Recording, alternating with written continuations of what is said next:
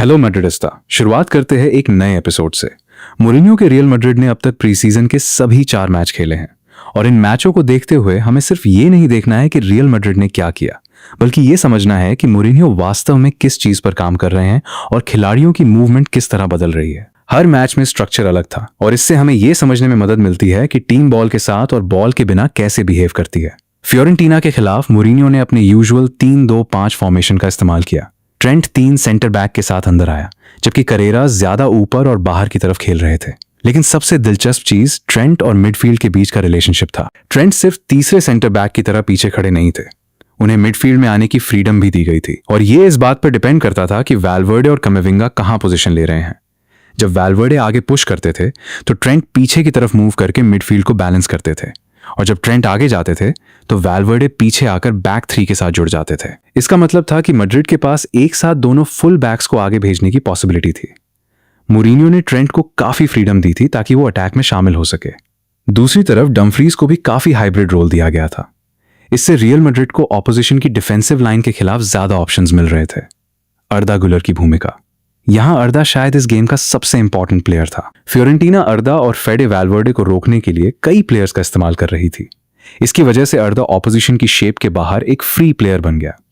वो लगातार उन खाली स्पेसेस में जाता था और जैसे ही उसे बॉल मिलती थी वो छोटी जगहों में भी 4v4 सिचुएशन को मिस मैच में बदल सकता था। कई बार वैल्वर्ड को कमेविंगा के साथ पीछे खेलना पड़ता था क्योंकि दूसरी तरफ का मिडफील्डर अर्दा को मार्क कर रहा था। ऐसे में अर्दा ही वो खिलाड़ी था जो लगातार खुद को फ्री पोजीशन में पाता था। इसके बाद अर्दा के पास 2 ऑप्शंस होते थे, या तो वो फॉरवर्ड पास खेले या फिर बॉल को सर्कुलेट करके मैड्रिड को पोजीशन बनाए रखने में मदद करे। मैड्रिड का फ्लूइड सिस्टम, यह सिस्टम हमें पिछले कुछ गेम्स में भी देखने को मिला है। मैड्रिड के फॉरवर्ड्स वास्तव में हमेशा फॉरवर्ड्स की तरह पोजीशन में नहीं रहते। खासकर दियाज बहुत ज्यादा डीप ड्रॉप करते हैं।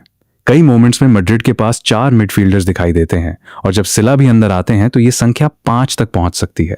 इसलिए कागज पर फॉर्मेशन भले ही 3-2-5 दिखाई दे, लेकिन मैदान पर इसकी एक्चुअल स्ट्रक्चर काफी ज्यादा फ्लूइड है। प्लेयर्स लगातार एक दूसरे की पोजीशंस में ड्रॉप करते रहते हैं ताकि मिडफील्ड बैलेंस्ड रहे। प्रेसिंग भी ज्यादातर मन तो मन थी, लेकिन कुछ मोमेंट्स ऐसे थे जहां एंड्रिक ने थोड़ा अलग तरीका अपनाया। सीधे डिफेंडर को प्रेस करने के बजाय वो ऐसी पोजीशन में खड़े होते थे जिससे गोलकीपर का पैसिंग ऑप्शन बंद हो जाए।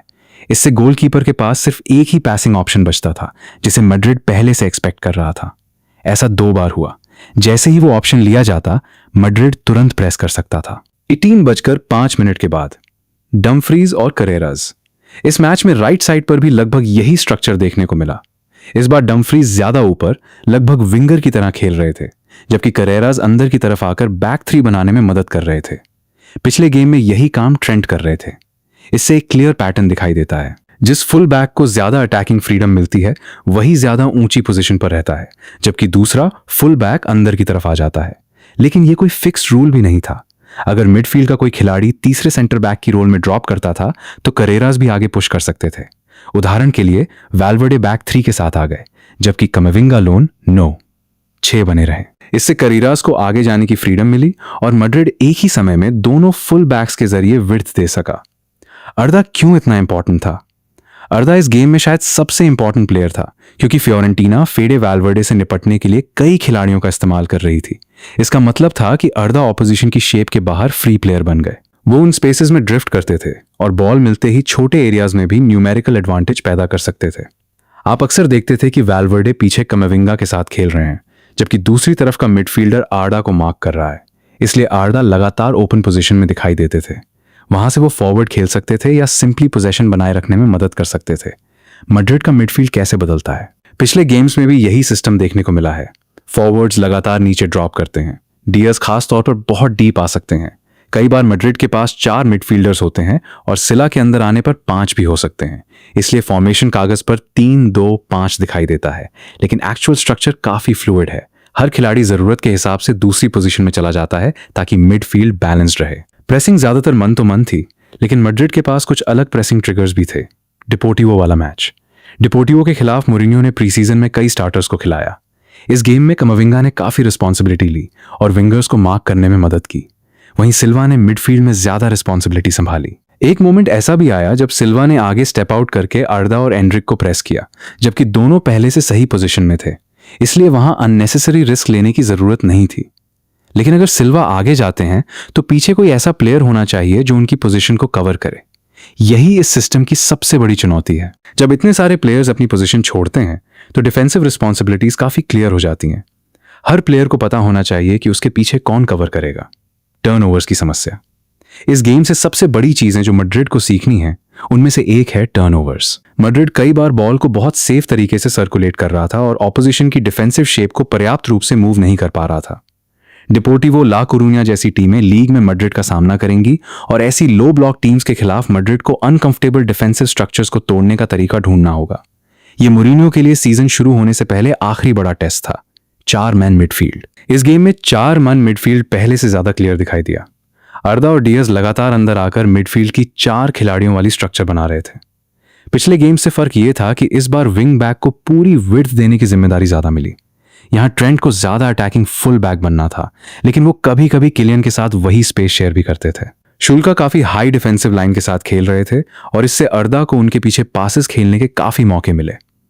किलियन और विनी लगातार उन रन्स को बनाने की कोशिश कर रहे थे और अर्दा उन्हें बॉल देने के लिए हमेशा तैयार थे।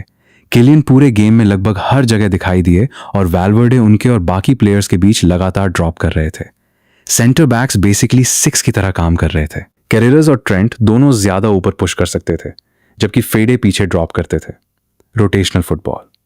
मैड्रिड ने इस गेम में काफी अच्छा रोटेशनल फुटबॉल खेला। प्लेयर्स लगातार एक दूसरे को देख रहे थे, जल्दी डिसीजंस ले रहे थे और छोटे छोटे कॉम्बिनेशंस बना रहे थे। यही इस सिस्टम की सबसे बड़ी स्ट्रेंथ्स में से एक है। आप लगभग हमेशा बॉल के आसपास 4 मिडफील्डर्स खोज सकते हैं। उदाहरण के लिए अगर फेडे पीछे ड्रॉप करते हैं और करेरास अंदर आते हैं तो आपके पास करेरास, सिल्वा और आर्दा एक छोटे एरिया में कॉम्बिनेशन बना सकते हैं। इससे मैड्रिड को ओवरलोड बनाने, प्रेशर के बीच से बॉल निकालने और फिर अटैक करने की क्षमता मिलती है। प्रेसिंग भी ज्यादातर अच्छी थी, हालांकि शेप को और कंसिस्टेंट बनाने की जरूरत है। Defensive press. अर्दा के आसपास कई मैड्रिड प्लेयर्स थे, जबकि बाकी खिलाड़ी लगभग मन टू मैन मार्किंग कर रहे थे। किसी प्लेयर को तुरंत रिएक्ट करना पड़ता था ताकि वैल्वर्डे आगे स्टेप कर सके। किलियन पैसिंग लाने को ब्लॉक कर सकते थे या विनी और ब्रहीम अंदर आकर शुल्का को बाहर की तरफ खेलने के लिए मजबूर कर सकते थे। सेकेंड हाफ और मोरिनियो का असली आइडिया। सेकेंड हाफ की शुरुआत मैड्रिड के लिए थोड़ी स्लॉपी थी। शुल्का के पास एक अच्छा स्पेल आया जहां उन्होंने मैड्रिड पर प्रेशर बनाया, लेकिन फिर आया वो गोल जिसने मोरिनियो के टैक्टिकल आइडिया को बहुत अच्छी तरह दिखाया। कमेविंगा नीचे ड्रॉप हुए और बैक 3 को पूरा किया। इससे करेरास और ट्रेंट दोनों को ऊपर जाने की फ्रीडम मिल गई। अब विनी और करेरास की साइड पर 2v1 सिचुएशन देखिए। विनी को बॉल मिलती है, वो करेरास के लिए स्पेस खोलते हैं और फिर करेरास एस्पाई के साथ कॉम्बिनेशन बनाकर मूव को फिनिश करते हैं। यही पूरी आइडिया है। पोजीशंस को फिल करो, न्यूमेरिकल ओवरलोड बनाओ और फिर उस मिसमैच का फायदा उठाओ। क्यूकरेला, डायमंड और जूड। क्यूकरेला, डायमंड और जूड ने भी प्री सीजन में अपना पहला अपीयरेंस किया। क्यूकरेला ने तुरंत इन्वर्टेड फुल बैक रोल संभाला, जबकि डमफ्रीज ज्यादा ऊपर पुश कर रहे थे। लेकिन इस बार 3-2-5 फॉर्मेशन उतनी फ्रीक्वेंटली नहीं दिखाई दी।